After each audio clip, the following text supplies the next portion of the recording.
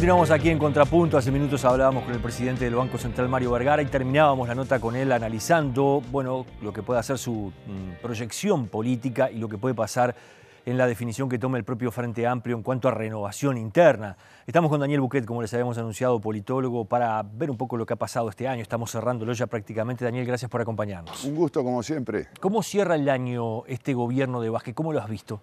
Bueno, si hablamos del cierre, yo creo que es bueno, sobre todo porque uno tiene que evaluar las cosas comparando con cómo arrancaron. Y yo creo que el año no arrancó bien ni para el gobierno ni para el partido de gobierno. El gobierno enfrentaba un escenario crecientemente recesivo, complejo.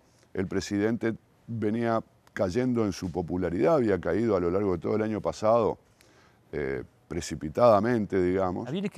Había quienes decían que Vázquez se estaba exhibiendo poco o saliendo poco. Sí, seguramente lo hablamos, se mencionó en muchos análisis, se lo veía aislado, se lo veía autoritario, se lo veía no respondiendo a las expectativas de la gente.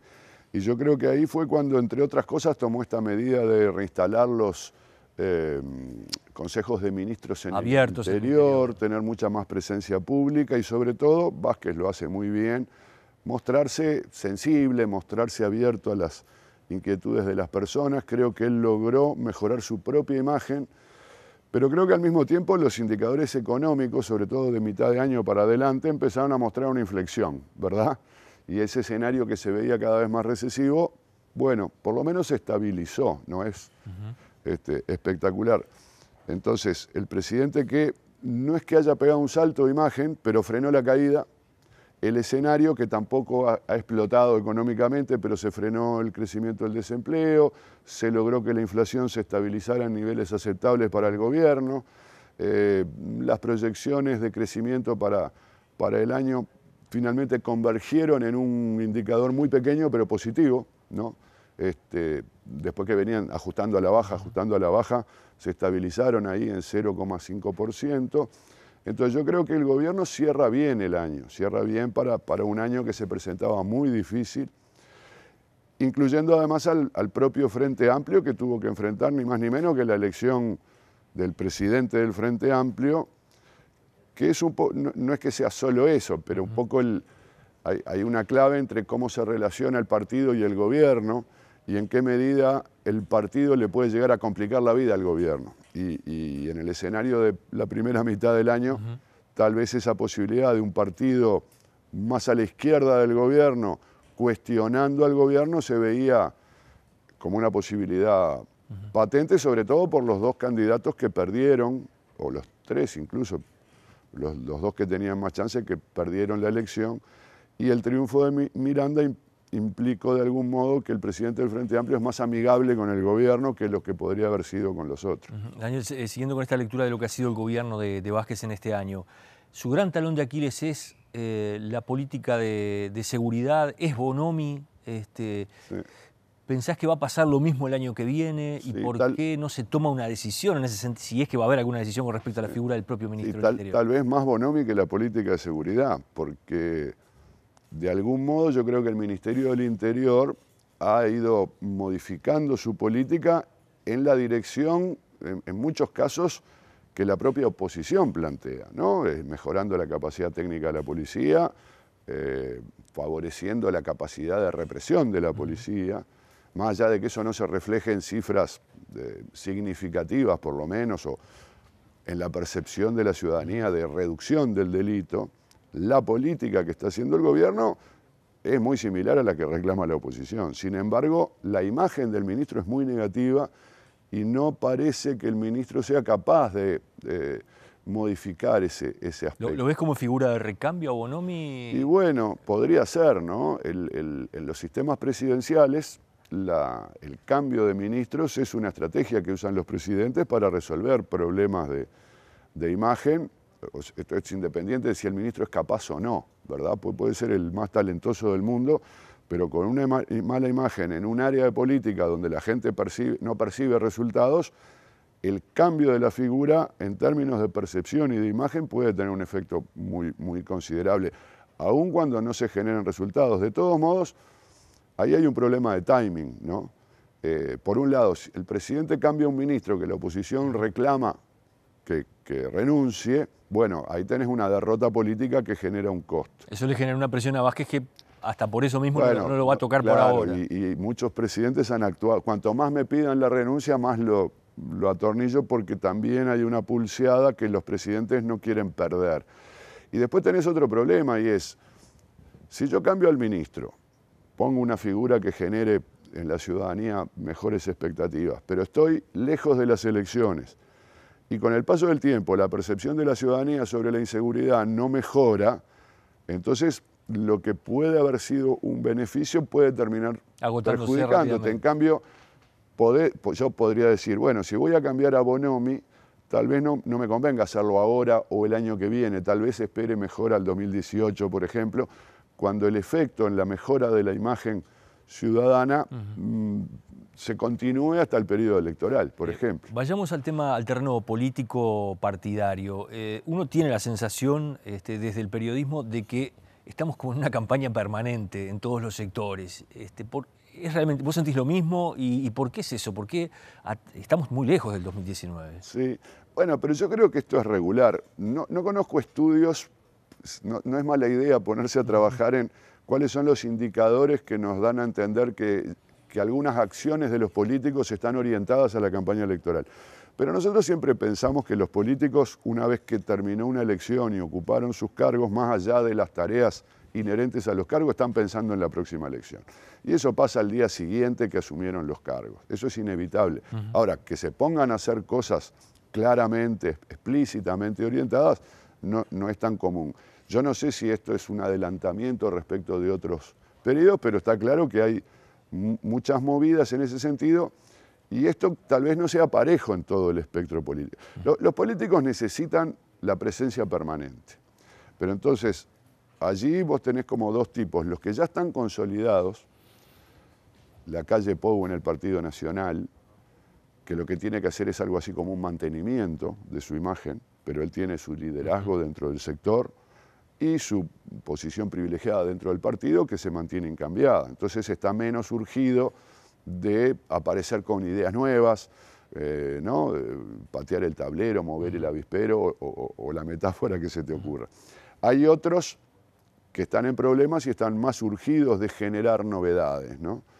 Entonces, bueno, por ahí el ala wilsonista del Partido Nacional, la Alianza, que fue derrotada en la última elección, que su líder quedó un poco con un pie afuera del tablero político, porque él mismo... Él incluso amagó a que se manejó un poco que se iba a alejar de la política, o se interpretó de ese modo, y surgieron además figuras nuevas, incluso contestatarias dentro del sector. Bueno, eso es natural en un sector que perdió la interna y que si es como sector estará tratando de cambiar ese escenario, ¿no? Entonces allí uno tenderá a ver más cambios, del mismo modo que en el Partido Colorado, que no le fue bien en la elección, o fenómenos nuevos como el caso de Novik, que lo obligan a generar hechos políticos para ubicarse en el escenario. Bien, empecemos, si te parece, un minutito para cada fuerza política, ¿no? El Frente Amplio. ¿Daniel Martínez es ya el candidato cantado del Frente Amplio a esta altura o es muy precipitado? A ver, haciendo el truco de las encuestas, si las elecciones fueran hoy, es difícil ver otro. Ojo que los veteranos no dieron el paso al costado, ¿no? Entonces, una hipótesis es, bueno, los veteranos, Tabaré puede ser candidato, pero Mujica y Astori podrían ser candidatos. ¿Parece que Mujica está en su intención volver a ser candidato? Ninguno ha dicho que no va a ser candidato de manera contundente, y aún hay personas que dicen que no y terminan siéndolo. Yo creo que lo natural sería que el Frente Amplio busque ya en la próxima elección una renovación del elenco y aparecer con la siguiente generación. Pero yo creo que no está todo dicho en esta materia, es un terreno relativamente complejo. Ahora, si damos por hecho que los veteranos no aparecen, ahí sí, Daniel Martínez está despegado. Es cuestión de ver las encuestas de opinión pública. Es un dirigente que ya cultivó su imagen, una imagen positiva de 5 años atrás. Daniel Martínez fue manejado como candidato presidencial, aunque finalmente él no compitió en en la interna, pero fue avalado por el Congreso. Fue promovido como candidato a intendente cuando se designó finalmente a Ana Olivera. Incluso muchos frente amplistas se quedaron muy frustrados porque esperaban que fuera Daniel Martínez, que notoriamente era más popular. Y hoy, al frente de la intendencia, si bien, bueno, no tiene una super popularidad como intendente, si uno pregunta por las figuras emergentes del Frente Amplio, es el que claramente tiene más intención de voto. Daniel, vayamos al Partido Nacional. Recién ya decías allí, bueno, la figura de Luis Lacalle Pou, de alguna forma, digamos, ya encajada dentro del partido, con un peso, con una forma de hacer política clara. ¿Qué pasa con quienes puedan llegar a disputarle una interna a él? ¿O pensás que ya nadie se plantea directamente ir a ganarle la interna? Bueno, en realidad esa es una de las estrategias que ha sido explicitada con la idea de que no haya interna en el Partido Nacional, que no haya primaria, digamos, ¿no? Que no haya competencia por la candidatura presidencial. El problema es el siguiente: el sector de Larrañaga, que es el derrotado, fue derrotado 2 veces seguidas, tiene a Larrañaga como líder, pero Larrañaga hoy ya parece un líder desgastado. Aunque no es veterano como los de Mujica o Astori, por ejemplo, porque es mucho más joven y en realidad es de la generación siguiente, como que Larrañaga fue la renovación ya hace bastante más de 10 años. Entonces, Larrañaga ya no es renovación, a pesar de que no es tan veterano. Parece una figura más desgastada, parece una figura que si fuera a volver a competir con Lacalle Pou volvería a perder. Yo me hago un poco ese escenario. Entonces ahí aparecen como 2 posibilidades. O bien aparece otra figura más nueva, tal vez más joven, pero no necesariamente más joven, pero sí más nueva, con menos desgaste, que lo sustituya con mayores chances de competir. O esta otra alternativa de decir, bueno, ¿por qué no hacemos un acuerdo? Lacalle Pou ganó la interna pasada, las encuestas todavía lo muestran como liderando la interna blanca sin mayores riesgos. ¿Por qué no acordamos un vice del sector de la alianza y vamos a la interna con una sola fórmula presidencial? Yo sé que esto lo han manejado. Supuestamente quienes argumentan a favor de esta idea sostienen que las internas dañan al Partido Nacional. Yo creo que esto no es correcto. Alguna vez ocurrió, pero básicamente esto ocurrió en el año 99. Luego ya no fue así. Sí, esa fue una interna muy mal llevada por el partido y efectivamente es posible constatar un daño a posteriori. Creo que en los casos posteriores no fue así. Tanto no fue así que yo entiendo que de alguna manera la competencia interna dentro del Partido Nacional lo potencia y lo ha colocado, como está ahora, como el único partido con expectativas de gobierno, de triunfo electoral, si no es el Frente Amplio. Nos queda un minuto, Daniel. Novik y el Partido Colorado, ¿cómo es la historia allí? ¿Cómo ves esos? Bueno, claro, ahí hay un escenario complejo, minoritario, atándolo con esto de que el Partido Nacional ocupa el espacio de la alternativa, ¿no? Nadie se imagina, o sea, ponele que el Frente Amplio no gane la elección, o puede salir primero o no, pero seguramente habrá una segunda vuelta. ¿Quiénes van a ir a la segunda vuelta? El del Frente Amplio y el del Partido Nacional, salvo que pase algo extraordinario.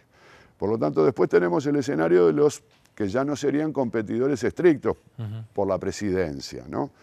Y ahí hay una zona en donde el Partido Colorado se ha visto golpeado, no ha logrado repetir lo que logró Bordaberry liderando al partido y al sector en la elección de 2009, 2014 no repitió, descendió, disminuyó el entusiasmo y la aparición de Novik creo que sobre todo le está sacando atractivo al Partido Colorado.